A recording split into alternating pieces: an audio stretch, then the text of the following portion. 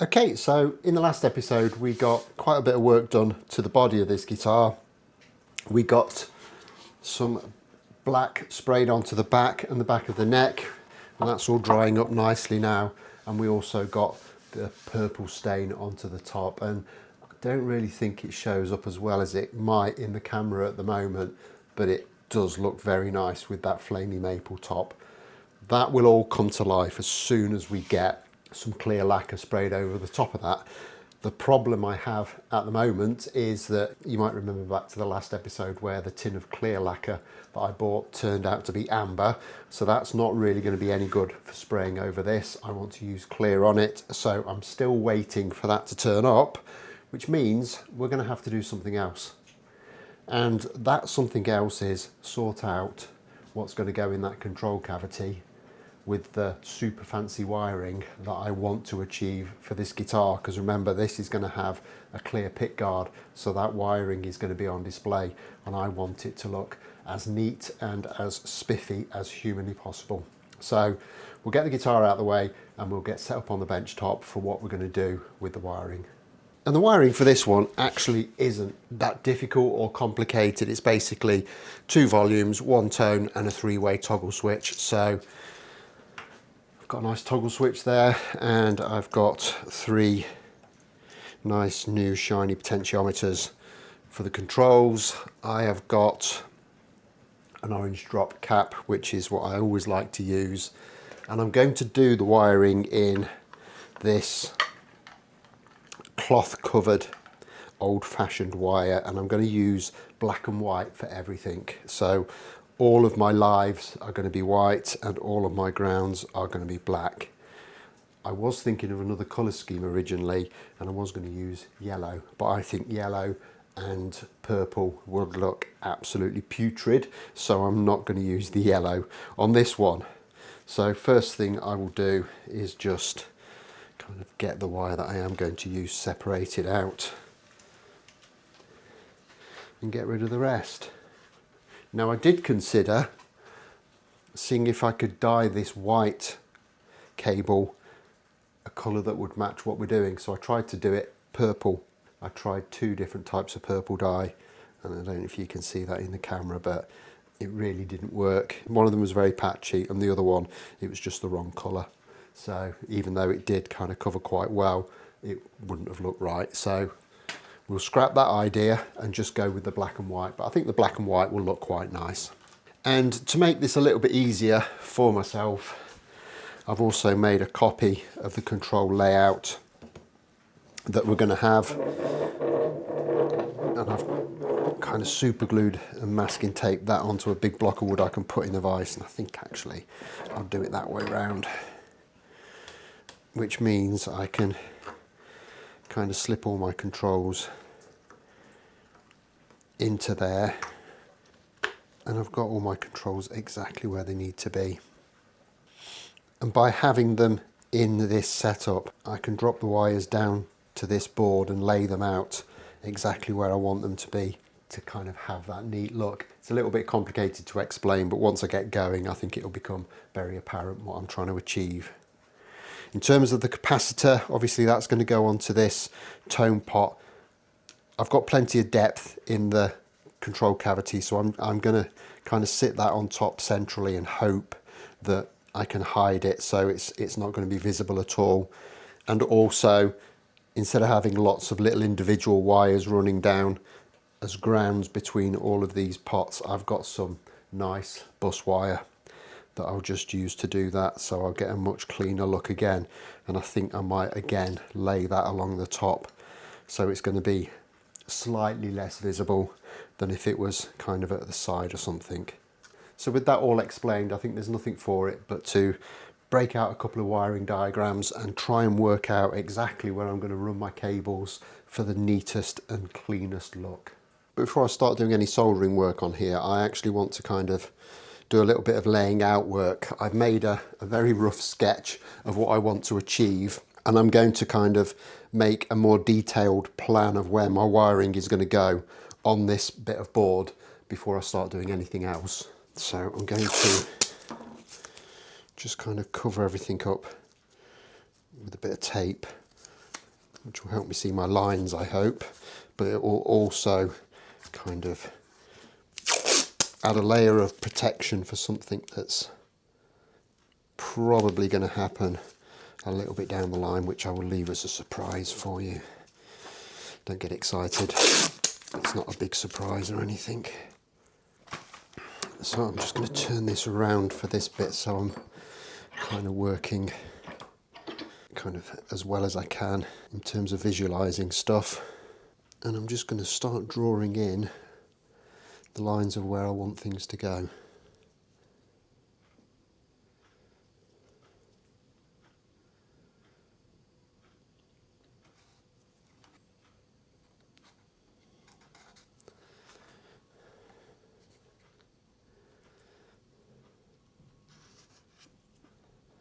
And there you can see I've drawn in kind of a rough plan of where I want things to go. It might not make a great deal of sense to you, but I think I kind of understand where I'm going with this now. So I'm going to crack on now and get some of these wires into where I need them. See if we can get this done. And I think I'm going to start by putting in the inputs from the pickups into the pots. Now obviously there's wiring on the pickups. I'm not going to use that at this stage. I'm going to use this white wire and then I'll join this up in the pickup cavities. To start off with, I'm just giving this wire a little bit of a twist. See if I can straighten it out a little bit. And I'm going to need quite a lot, so I'll leave plenty of spare. And on this one we need to come in and we need to go to this lug here. So I'm just going to pull back a little bit of the white fabric shielding.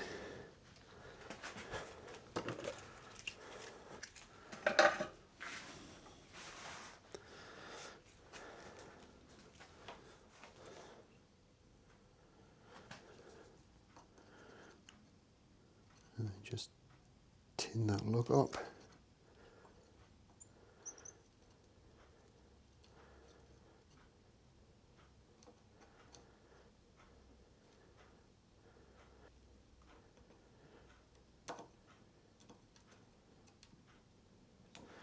And solder it in. And with that done, we can just kind of pull that insulation back into place. Trim that up. And from there, I want that to kind of turn on that line at 90 degrees. So I'm just going to nip it in my cutters and put that turn in to there. And then I want to repeat that with another little bit.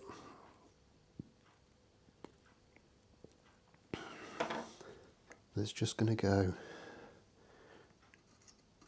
to the same lug on this pot, but obviously this pot's in the other way around, so we'll need to just turn that round. So we'll go to the lug on the kind of opposite to what we've just done.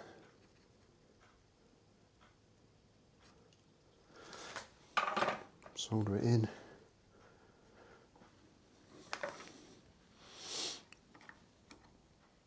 And then I'm just going to work that covering back up the length of the wire so it's not bunched up. And again, bend it back exactly where I want it to go.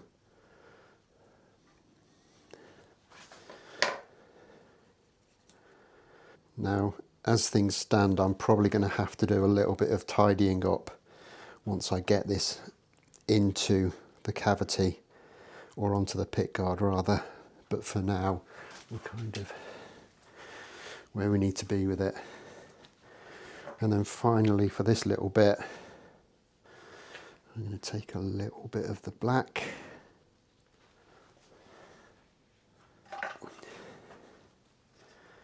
and I'm going to add a ground onto this first volume pot.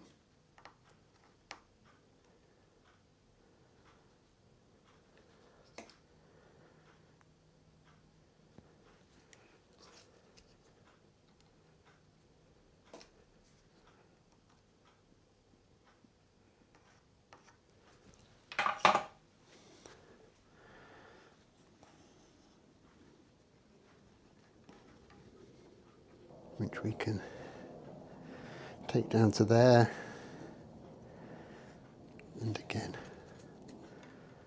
run off to where we need it. Now what I initially thought when I was planning this was if I could get some kind of ribbon cable to do this with, that would be a really good way of doing it, but I couldn't really find anything suitable. However, I think there is a way of doing this, and what I'm going to try and do is see if I can just, in kind of the appropriate places, just get a little bit of super glue onto here.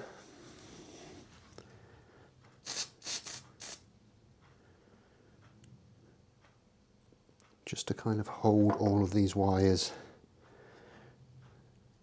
together in a somewhat neat looking fashion.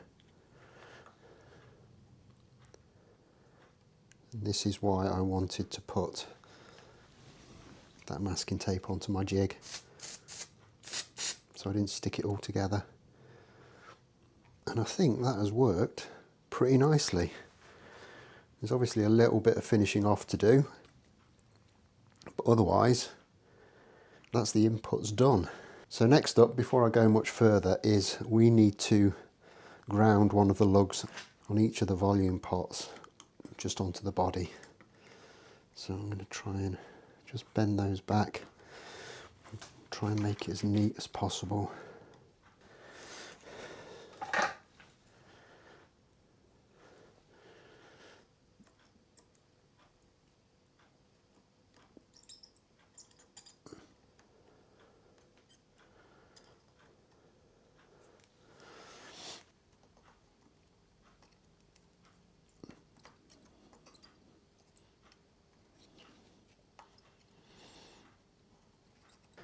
And that's kind of that little section done.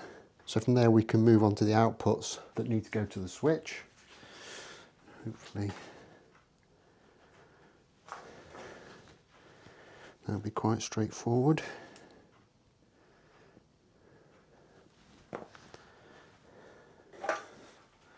So I think for now I'll stop talking and I'll just crack on with this and get back to you when it's nearer completion.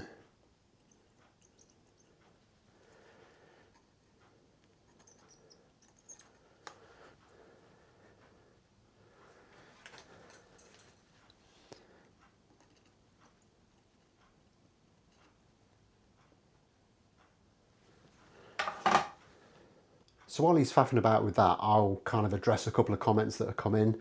Last week I said I didn't know whether you could use finishing oil over Aquacoat. I've had a couple of comments come in to say that yes, it works absolutely fine. So that's really good news. Secondly, I didn't really have to worry too much about what people were thinking about the purple. It's gone down very well. People are very happy with that. And I have to say that as that stain dried, it looked better and better all the time. So I'm also very happy with it. And on the subject of the stain, somebody asked how I'd go about getting the stripy effect that they saw on the image of the Les Paul that I used. Now, on that particular one, it looks like it's been back stained, which means they would have dyed the entire top black, then sanded that back so the black stain would just be in the figure of the wood, and then they put the orange over the top of that. The problem I have on this build is that I've got a very thin veneer on the top, and if I tried to back stain it, there's a chance that I could just thin that veneer down far too much and you wouldn't really get the finish that you wanted. So on this particular one, I'm not going to go with the back staining technique, but I think it is still going to look absolutely stunning. Anyway, let's see how he's getting on. And there, after a massive amount of faffing, we have the kind of the bulk of the wiring installed. Quite happy with it. It is looking okay. Perhaps not as neat as the picture I had in my mind, but obviously we're looking at the back of it here. It might look different from the other side. Could look worse. Hoping it's going to look better. These in here probably need a little bit of kind of fettling, but that's going to be difficult to do until we've got the pots kind of fastened in position on the pick guard. So a little bit of work to do with it yet, but I think we are broadly in the ballpark of where we need to be. Everything is now connected, apart from I need to ground these pots together and install the cap, which is what I'm going to do next by putting on a little bit of bus wire between the 3 pots.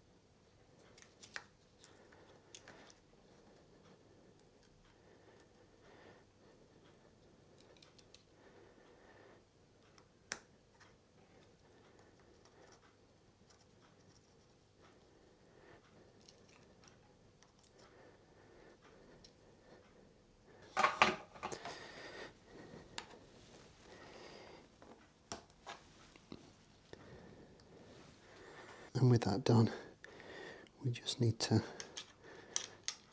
find a way of installing this capacitor as neatly as possible.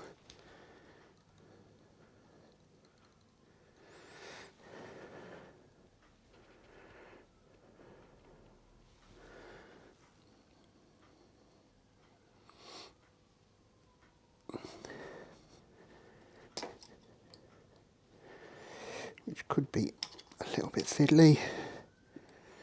I think we're kind of good there.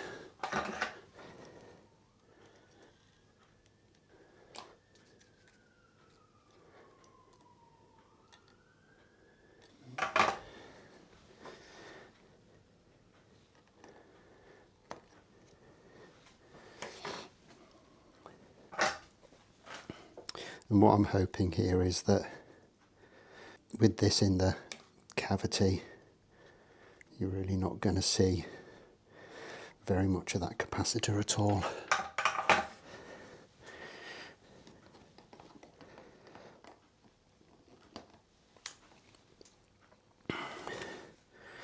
And I think that is pretty much that job done.